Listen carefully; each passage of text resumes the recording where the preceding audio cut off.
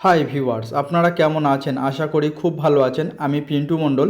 আপনাদের আগে থেকে দেখাচ্ছিলাম যে এখানে আমাদের যে কাজটা হচ্ছিল, তো আমাদের দেবগ্রামে যে কাজটা করছিলাম সে কাজটা আমাদের আপাতত কমপ্লিটের দিকে হয়ে গেছে। শুধু আমাদের লাইটটা লাগাতে বাকি আছে। আর লাইটটা যেহেতু এখনও আসেনি, সেই কারণে আমাদের এখনও লাইটটা লাগানো কমপ্লিট হয়নি। কমপ্লিট হয়ে গেলে ফের আপনাদেরকে দেখাবো। আর কীভাবে ছিল কিচেনটা, কেমন ছিল সেটা আপনারা আগে থেকেই দেখেছিলেন যে কেমন ছিল আর কেমন হয়ে গেছে।